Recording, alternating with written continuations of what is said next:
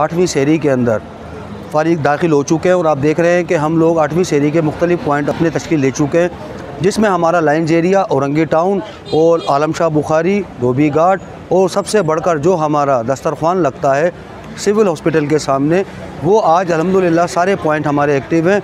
आज मैं आपकी मुलाकात एक ऐसे शख्स से कराना चाहता हूं जो दुखी इंसानियत की खिदमत करने में अपना मुकाम अपना आप रखते हैं और उभरते हुए सूरज हैं और उनके अंदर माशाल्लाह से बेशुमार सलाहियतें, बिजनेसमैन हैं, किसी तारुफ के मोहताज नहीं है।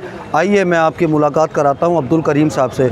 अब्दुल करीम साहब, अस्सलाम वालेकुम, कैसे हैं आप? ठीक हैं, अल्लाह का शुक्र है। अब्दुल करीम साहब माशाल्लाह से बेलौस खिदमत करने के जज्बे से शर्सार, अपनी कमाई लगाते हैं, अपना वक्त लगाते हैं। इस वक्त इन्होंने अपने बिज़नेस को एक तरीके से मैं कहूँ तो साइडलाइन किया हुआ है और सिर्फ़ इनका एक मेन फोकस है दुखी इंसानियत की खिदमत।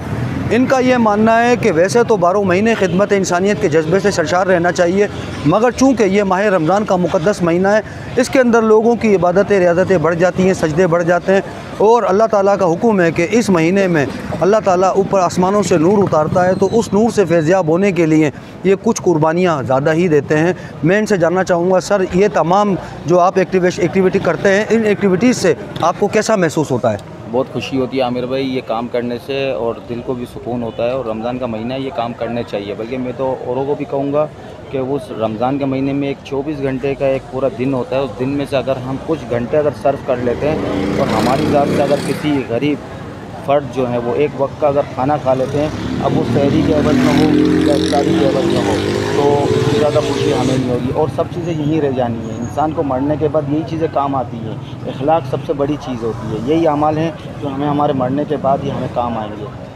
सर ये जो आपने अभी एक बेड़ा उठाया है और आप दुखी इंसानियत की खिदमत कर रहे हैं, जिसमें मैंने देखा कि आप लोग सहरी तो करा ही रहे हैं, उसके साथ साथ मैंने देखा कि आप खामोशी के साथ लोगों को इफ्तारी का सामान भी बॉक्स की सूरत में घर पे दे रहे हैं। मैंने उसकी कवरेज नहीं देखी, तो आपकी इसकी कोई ख़ास वजह है जो आप उसकी कवरेज नहीं कर रहे हैं?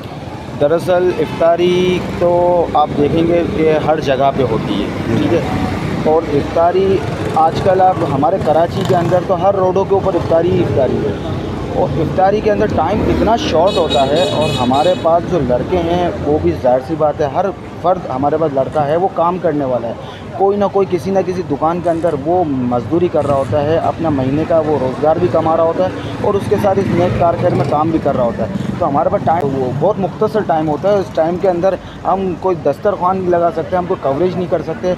बस फ़ी सबीलिल्लाह हम डोर टू डोर जो लड़का जा रहा होता है उसके घर के आस पास इर्द गिर्द हम लोग से कह दिया, एक टास्क दे दिया कि आप अपने इर्द गिर्द आपके घर के यहाँ पे अड़ोस पड़ोस में जो भी गरीब हो उनको जाके एक फ़र्दन एक आप शॉपर दे दीजिएगा कि वो एक वक्त की इफ्तारी भी कर लें। नहीं, आपका मेन मकसद ये है कि उस वक्त इतना टाइम शॉर्ट होता है कि आप ये कहते हैं कि एवरेज करना ज़रूरी नहीं है, किसी का पेट भर जाए ये ज़रूरी है। बहुत जी बिल्कुल।